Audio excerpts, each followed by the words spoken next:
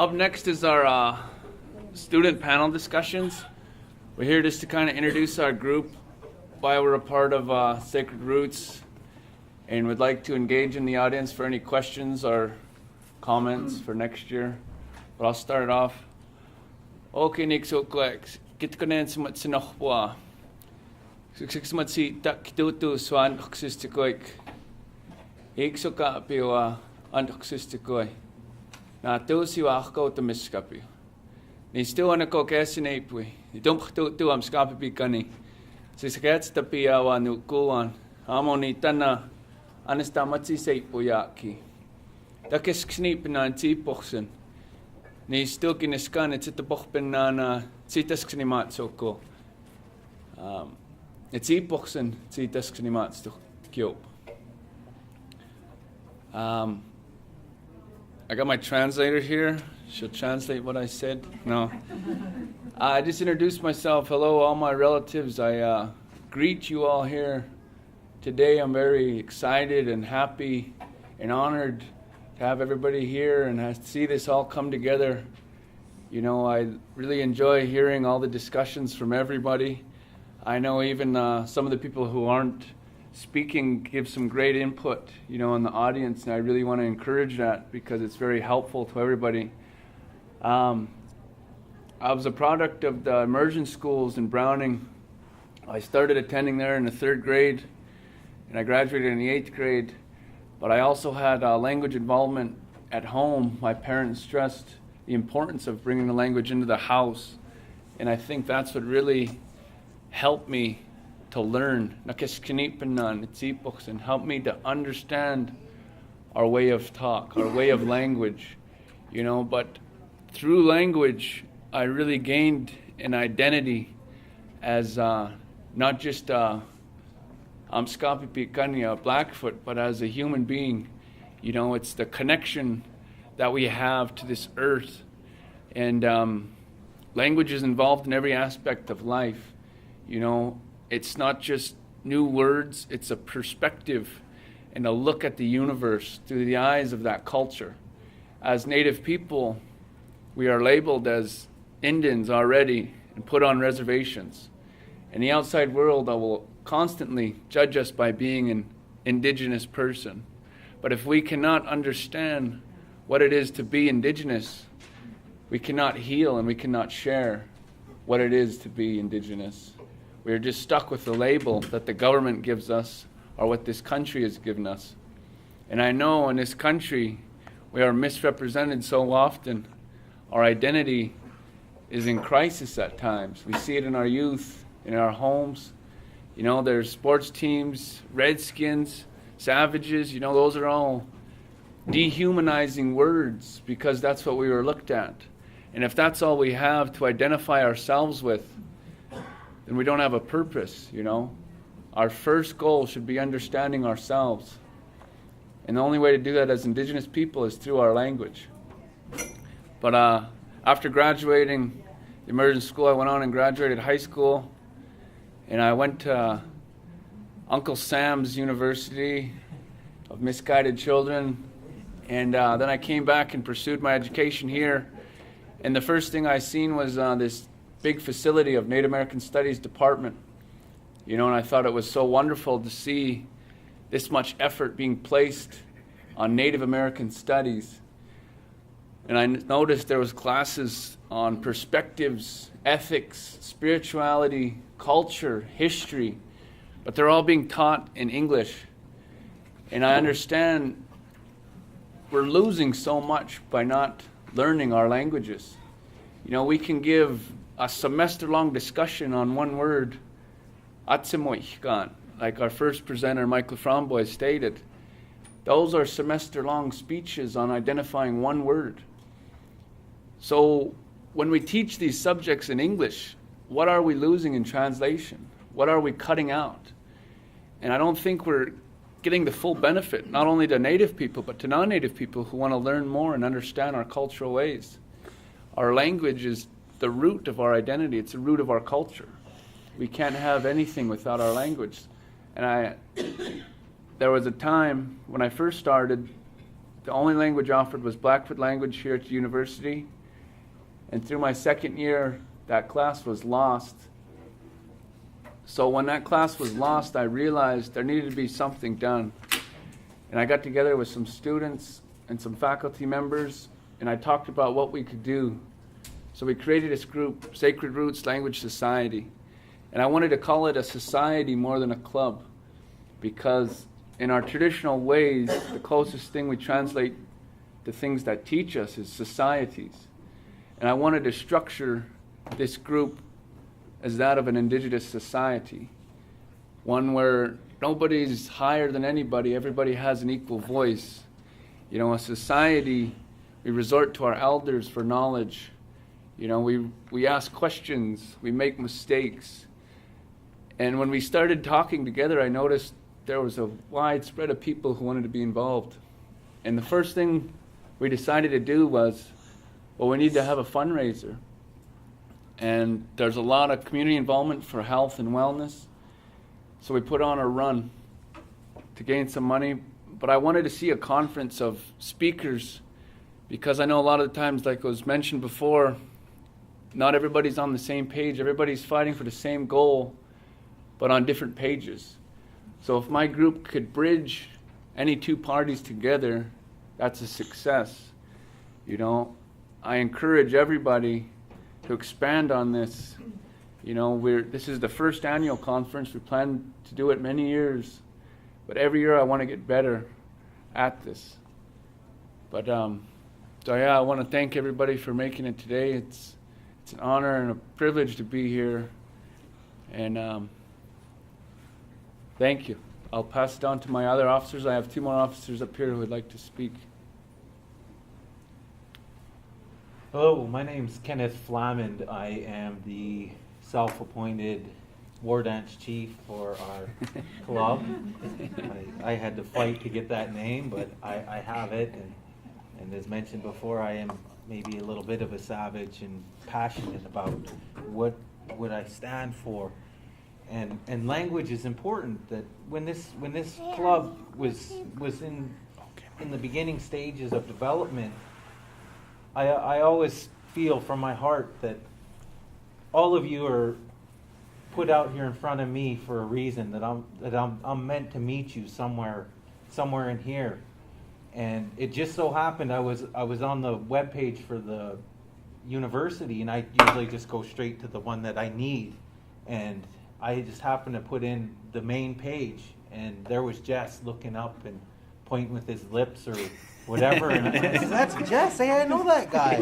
So I clicked on the caption, and he was starting this club, and I said, "Hey, I want to be a part of that." And so I started getting a hold of him and figuring out what we can do. That, you know, education is where my heart has been for some years, and I started out as a substitute teacher and moved into early education at the Head Start at the Confederated Salish and Kootenai, and I had gained a lot of perspective on education, and also seen that need that there was that limited amount of language and trying to come through this framework. And as I worked through that, I knew I needed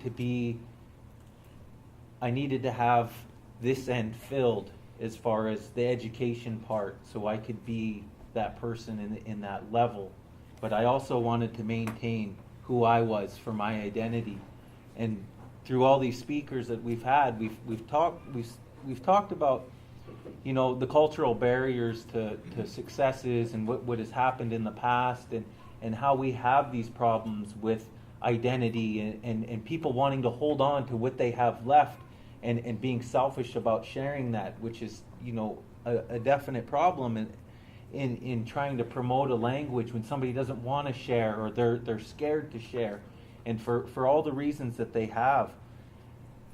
And I seen that at the Head Start I was at, and it was amazing. One little boy, he was really energetic, and he was always bouncing around, and I always had to talk to him, and I'd tell him, and I didn't know any Salish or anything like that, and I knew a few words in Blackfeet, so, you know, I'd tell him, come here and sit down and whatnot. And I told him, I says, book's a book one day.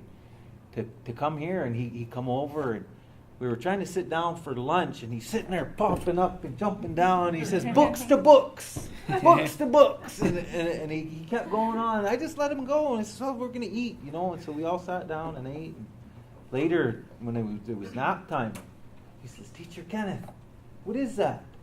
And I said, so that means come here, and so he was always, he was open to that, and that the light just turned on, and he was interested. And that's when I knew I needed to pursue higher education further, so I can expand this. And that's what I ultimately want to do with this program, and why I've invited everyone here, and we offer the continuing ed units, is we want this congruency between everybody and these partnerships to continue, that at the Head Start level, at Inkusum in your immersion programs, and at the state, if we could figure out something where we're working together to promote this, because we're all in the same pot trying to figure out what we want to do. And I think this idea of coming together, and not just as one set of people, but as a group of indigenous peoples, not, oh, I have my Salish language here, and I have the Blackfeet here, and all these other representations, that as we build this conference, we can come and share and say, this is what works, and where we're going. And I really enjoyed all everyone's talks. And what really struck me as a psychology major is the idea that Maslow had went in and observed the Blackfoot, and seen that this is, he come up with his hierarchy of needs out of that idea from interacting with that population. And so I think of it as two different things, as this is my rock, and here's Maslow looking at that rock from here, and here's everyone else looking at that rock from here. We're looking at the same thing. He's looking at it at a different angle, and he got his angle in, and everybody's following that, but our angle's still over here. And that shows that we still have relevance and something to bring to this system. And one thing that wasn't mentioned is we have the hierarchy of needs, and we're all right here, and there's our talk that comes out. That smoke that comes out of your lodge, that's your heart. That's what's in here. That's what comes out. And if we could build that down here, you're going to have better smoke. And so as we come together as peoples and all of that, he talks about this self-actualization and where we're at, and you have to meet all these needs. You don't have to meet all these needs. That just limits the amount of smoke that's coming out of the top. And if we could build our fires and have strong smoke out of that we can, even though we're not perfect, no one can claim to be perfect, but there are parts of us that we're still putting out there, that we're solid. I have this and I can do that. I don't have the language perfect or influent in any way, but I have that drive and that passion to do it, and I want to bring everyone together to share in this. And it's so some of the stuff that we've done is we're trying to build a library, and this is where I'm urging everyone from our different tribal nations to donate to our club, because we want to build a library. We don't want to be just one language. And if you have materials and stuff you want to share with us and donate, we're building a library. And I'd like to thank Inkusum for donating some dictionaries to our program.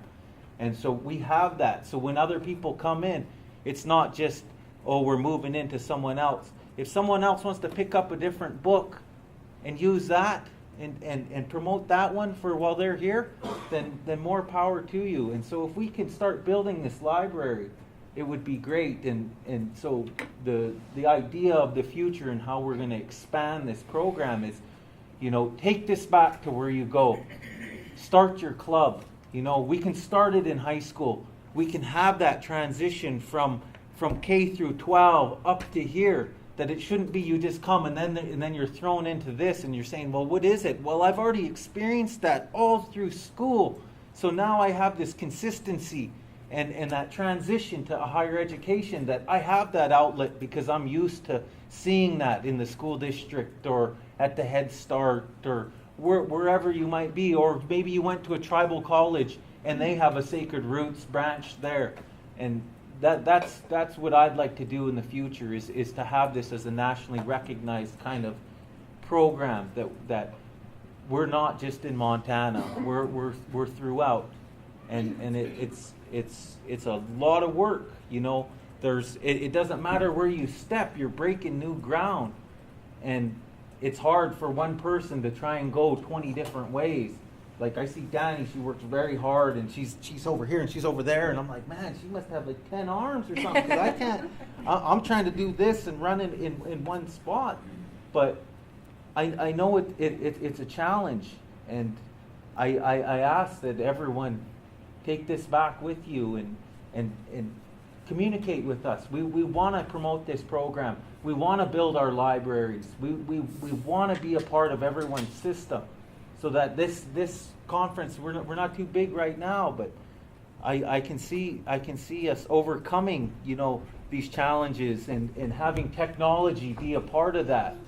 I was shown the app the other day, and I says, I just had the old version, and that's what I was playing with, and to see that moving forward, that if we take the idea of culture as being dynamic, with the reference about the Indian and the horse, we didn't have that, but when we got it, we were very skilled, So if we're dynamic with our culture and moving it into the future and saying, well, we want this technology and we want this, and we as a people we have to band together, and what it's going to take is us growing as one. And I don't know if I went over time or anything, but I forgot what the question is already. Strong smoke. Good smoke, yeah. But yeah, remember your good smoke. Build your fire. Follow your dreams. We're all a part of the same lodge.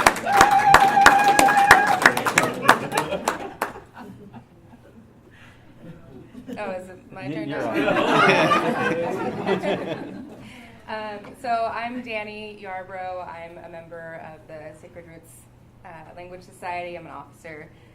And as Ken said, I kind of wear many hats and here and there, wherever I need to be. And I came to Montana just a little over a year ago to pursue my master's in linguistics.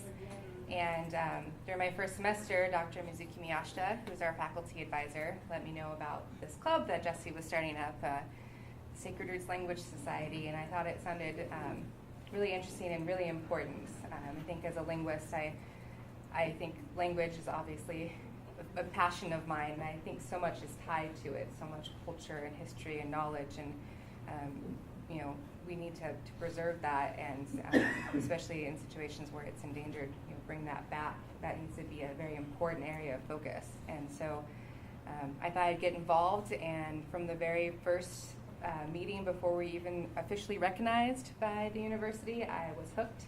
I knew I wanted to be involved, and we started in the spring semester putting together the Save Our Languages 5K run.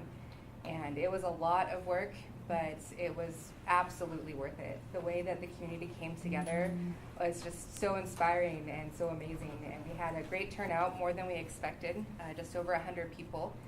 And we'll be having the run again this year, this coming April. It coincides with the Kiayo powwow. So I'm looking forward to having a bigger turnout at that event. And I know we will. The way that our events are going, especially this conference, the support we've received for it has been fantastic. And so I really look forward to the run that's coming up, and I ask that all of you feel free to participate. We have an adult 5K, and then we have a children's run that accompanies it, on cue even. And for a few things that we have here at the conference itself, is to put on these events is obviously quite costly. We've got food and catering and permits and everything like that. So the support we get from our community is really what enables us to put these events, to give us a place to gather. And to do fundraising, we have shirts like this lovely one I'm wearing for sale out in the lobby, along with raffle tickets. Shirts are $15. The raffle tickets are for the prizes. We have 2 Indigenous artists. We have prints from them. We have a pair of tickets for Gabriel Iglesias tonight, the Fluffy, was it Return of Fluffy or something along those lines? I don't follow it. But I know it's a popular show. We have 2 tickets that we raffled off as a pair. And then we have 2 $25 Visa gift cards and a $10 Starbucks gift card with one of these shirts. So raffle tickets are $10, $10.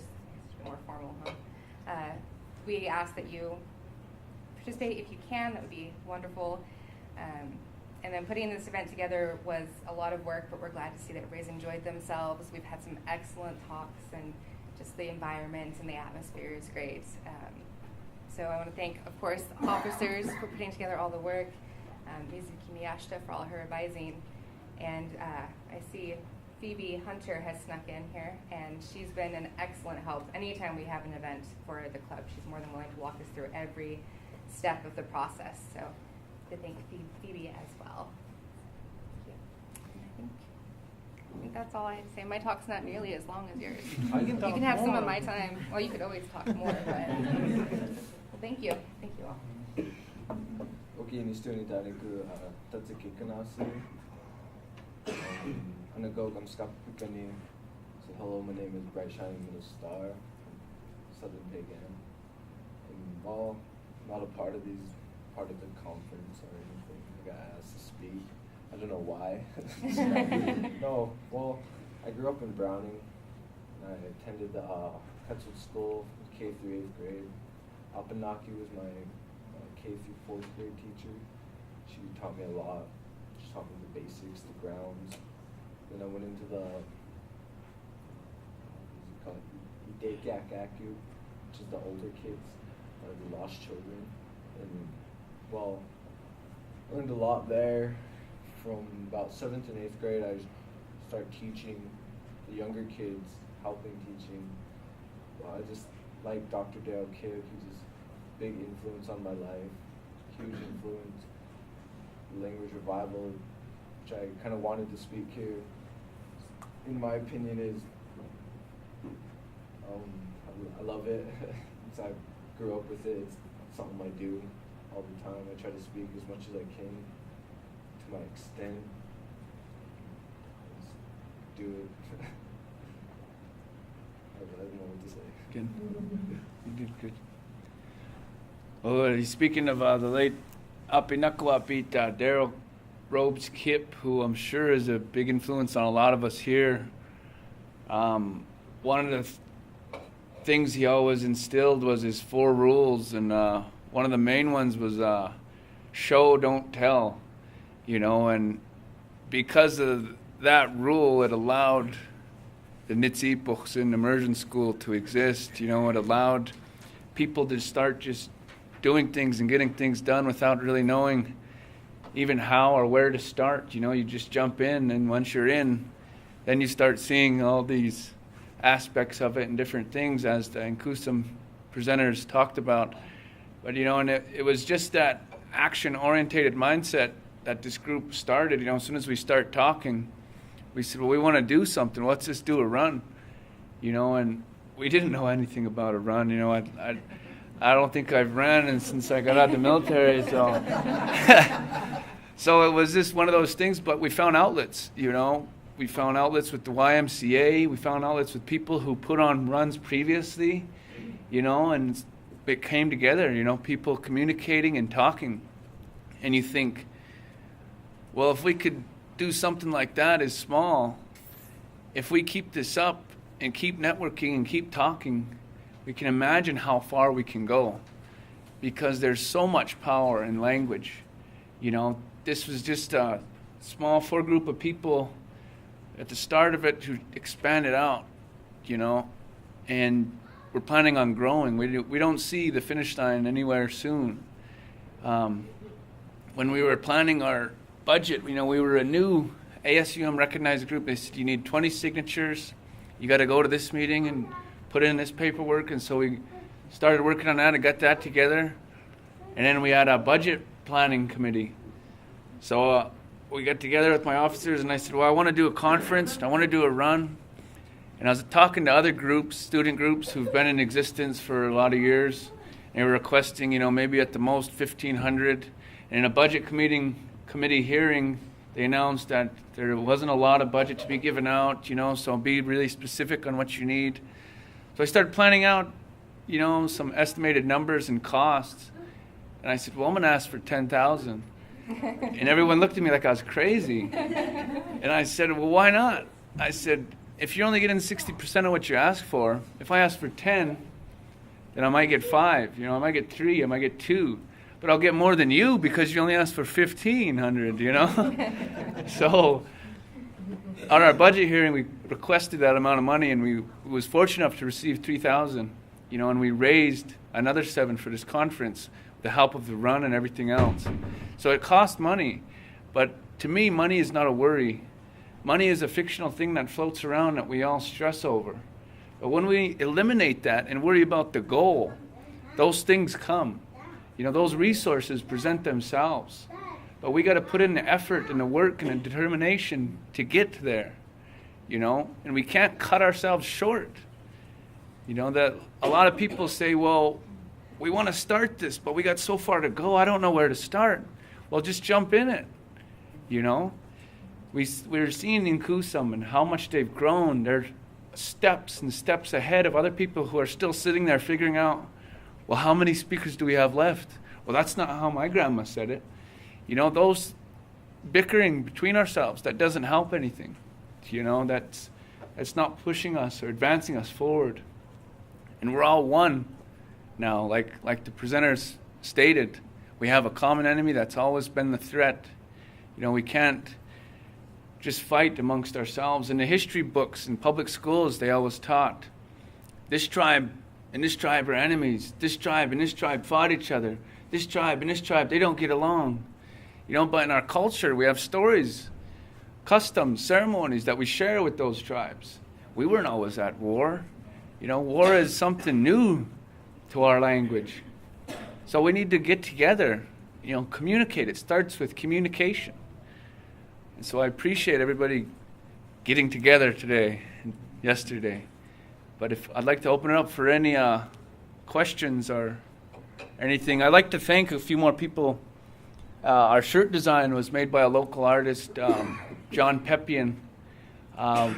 We have another artist, Alan Knows His Gun, a Psalage artist. And we have a performance this evening from an artist coming in from North Dakota. Part of my dream, I wanted to promote some local artists or whatever I could. I'm not anywhere established, but I know what it's like starting out, trying to get your name out there. So if there's anything we can promote anyone else, and just contact me or my group. We have a professional website. Rebecca and Brandon Goff are amazing technical support, professional website. So we're here. We want to be the bridge to anything and everything involving language. So I'd like to open it up for anybody. Can I say something before you do that? If you are interested in contacting the group, there's flyers out on the sign-in desk that have our Facebook, our Twitter account, our website, and our email address. So please take one of those so you know how to get a hold of us. And we'd love to hear from all of you. All right, now we can have questions. How do you donate? Could you do it online, or do you just, You could pay me after.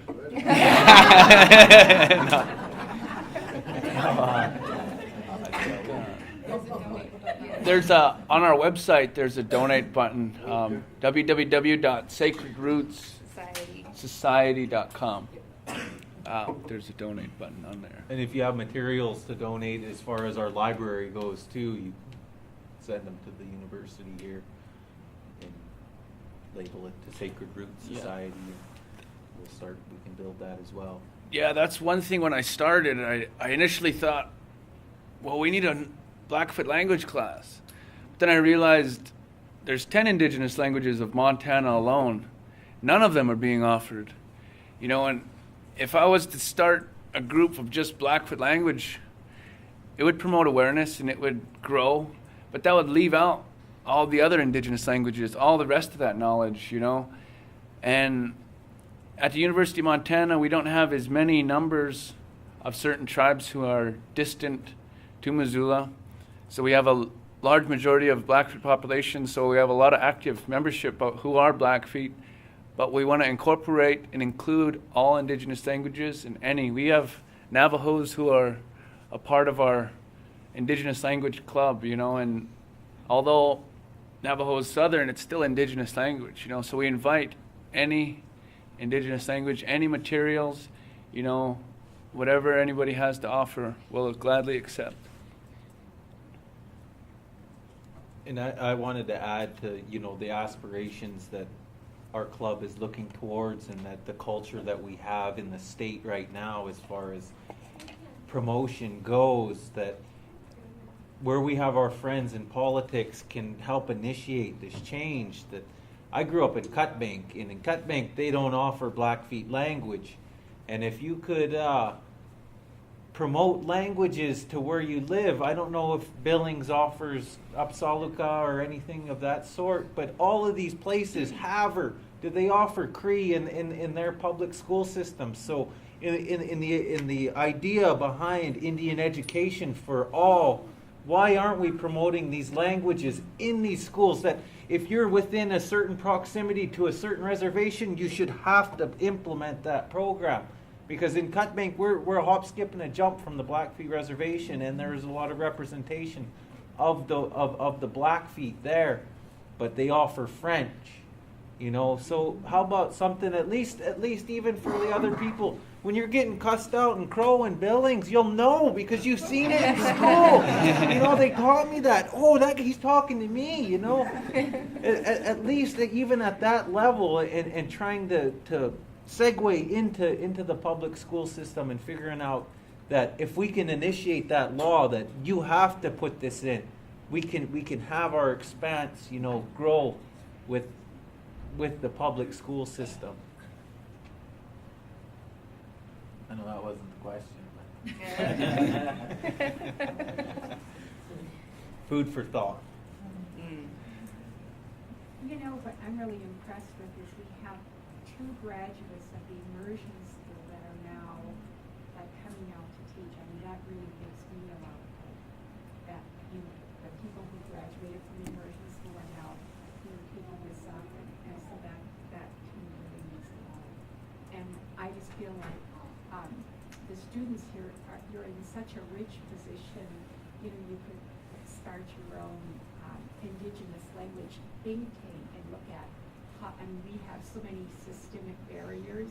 You could have, that maybe as a theme, and also looking at the different applications in terms of developing language. You're in a rich place to do that. How to set up web pages and some interactive language. Maybe we could do all the indigenous languages, but we can do it through distance education so that it could be done somehow interactively with the different indigenous nations that we have here in Montana. So I just think it's a really rich, and you guys are all very bright. Thank you. There is a digital academy that a lot of the kids are involved in taking higher courses than their schools offer. Maybe that could be a route that we could add the languages to. Through Sacred Roots, yes. Yeah. And get into the digital academy for the whole state. It's free to all the students. Yeah, there's plenty more, like I said, I'm not very technically advanced. When I got to school, I didn't know anything about signing up, or I barely turn on a computer coming from reservation, but I'm involved with a lot of these people who are very technically skilled, and it's very simple a lot of the times. It's just the ability of being trained or understanding, and like we pointed out, technology can be that tool. It's not the answer, but it's a tool, and if it can reach to the younger generation, we need to utilize that tool. But as you mentioned, the immersion school graduates moving on, I wasn't the first to start a language group. I know there's been Cutswood graduates who started language groups in BCC, Blackfeet Community College, in the high school, and also in Montana State. I heard of a student starting a group of indigenous language. And, you know, that movement has started a lot longer than before my generation, you know.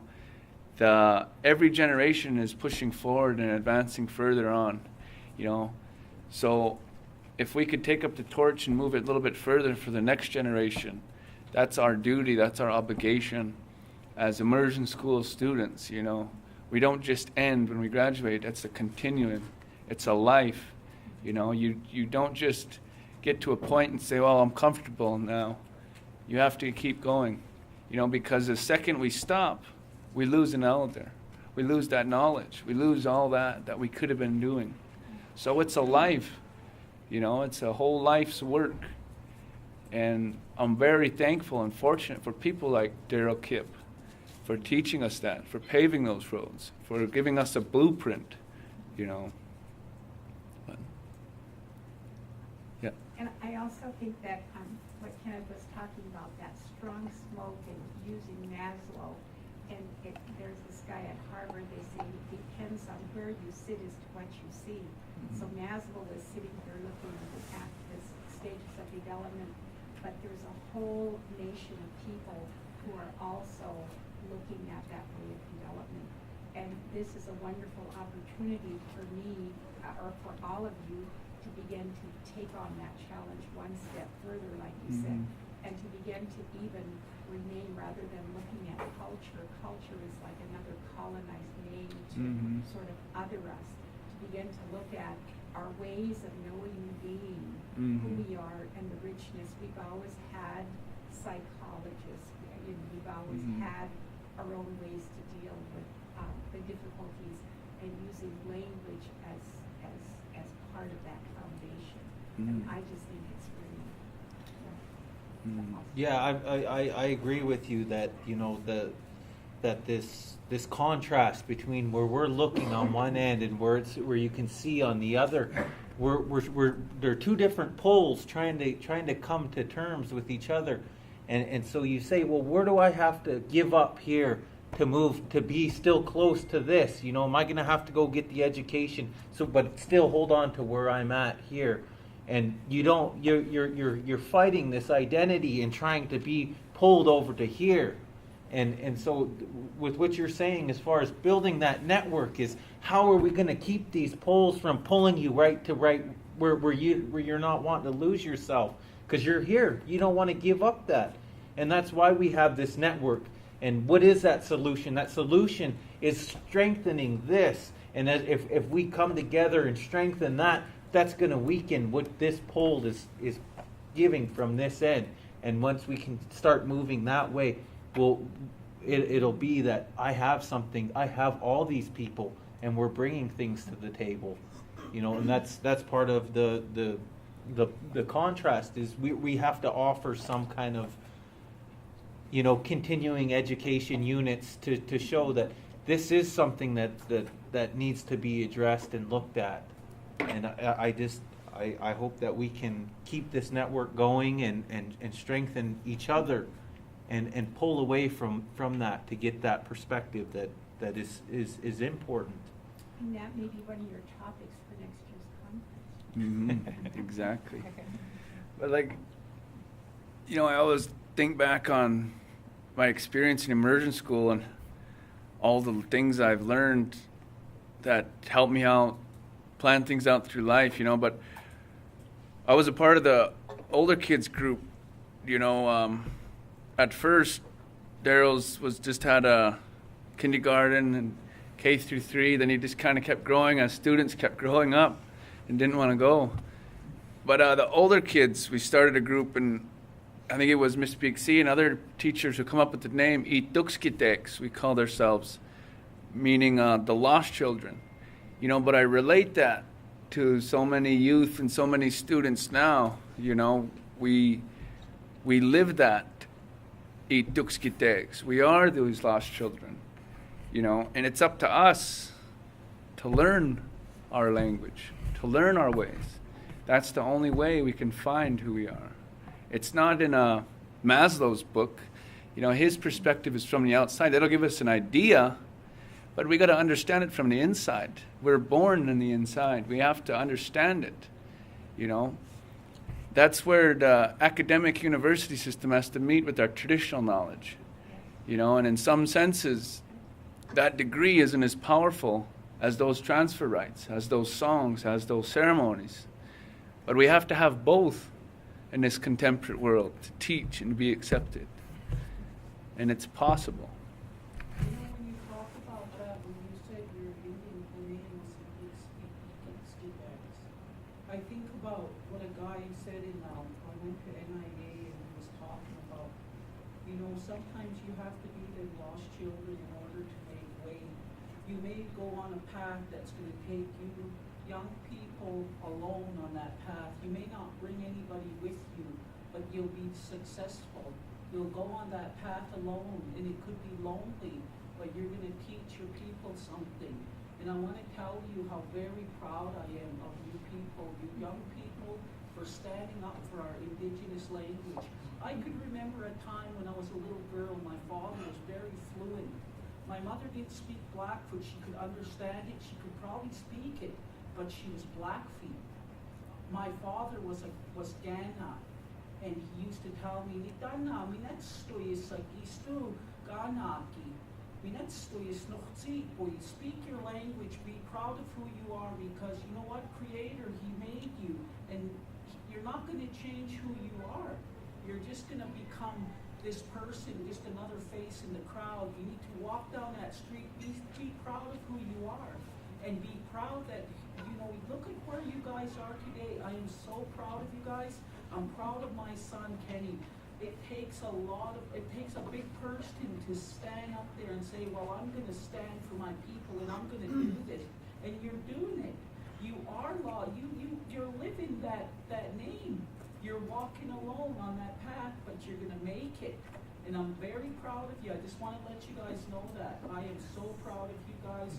You don't know what it makes my heart warm to know that you guys have come a long ways. Because I remember Cutswoods. When I started out a Blackfoot teacher, I started out with Daryl Kipp.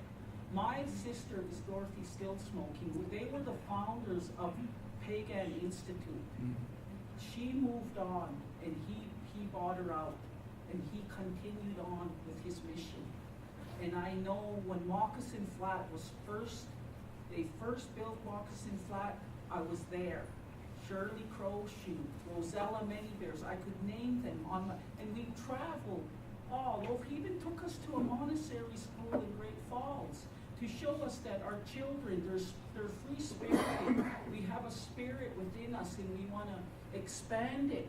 We don't want to be held back by a harness. Do you ever think of these little kids that have these harnesses that you can buy and you put them on them so they don't run away? You know what my grandmother told me? Why are they doing that to them? They have a spirit. Let them be who they are. Let them have their own creativity. Let them think outside the box. And that's what you're doing. I'm proud of you guys.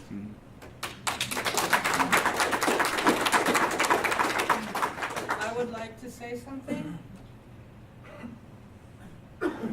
Some things.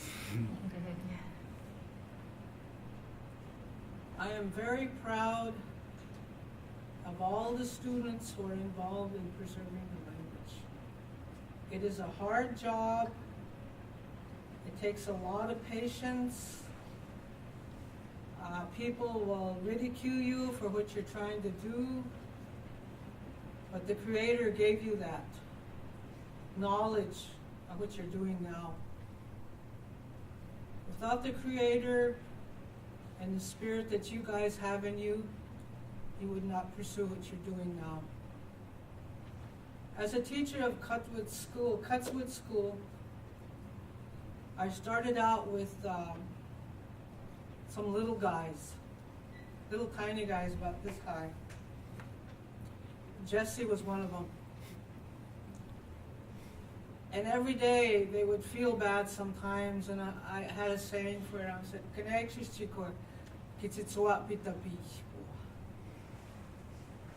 every day you guys are wonderful people, no matter what anybody does to you.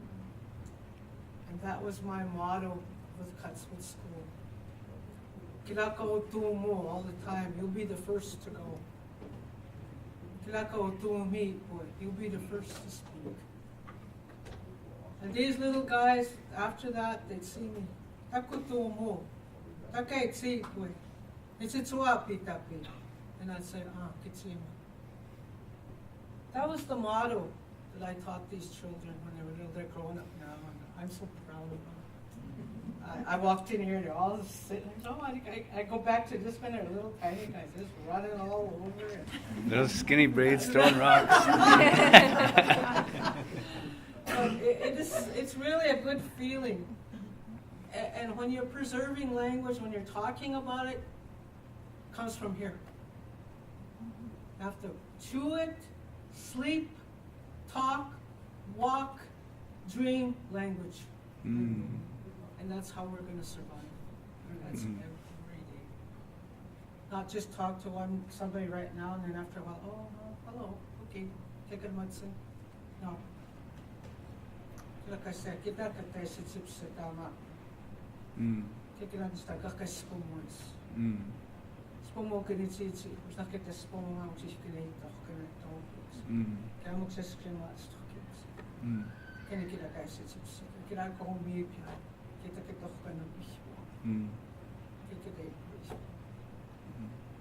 the same thing, gather all the elders and just have a big conversation and just. One of the things I wanted to share with you is that when Mom and Dad made a decision, which they're about 105 now, 102, my folks, when they made a decision, they sat, like Mom sat here and Dad sat here. Long time. What are we going to do? Dad, you're kind of rubbish. So maybe 10 minutes to have that answer.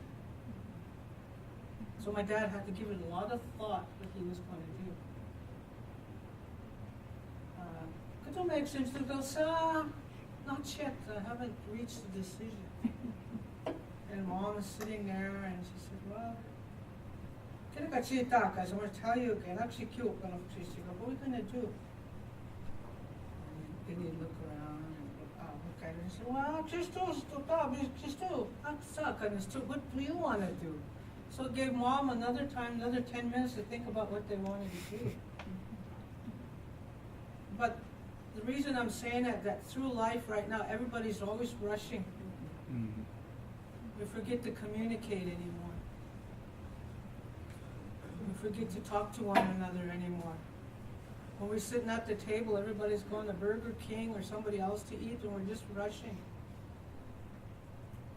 As Native American people, sometimes we have to take that time to start talking, get our feelings back, get our thoughts together. It might take a little while, but they'll come to pass. So those conversations might be a little longer than we thought they would be.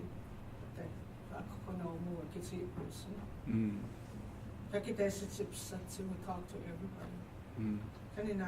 This is what I thought today.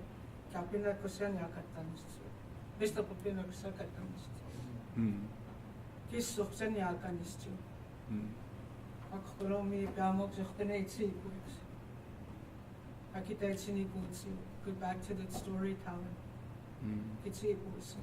Okay, Kim.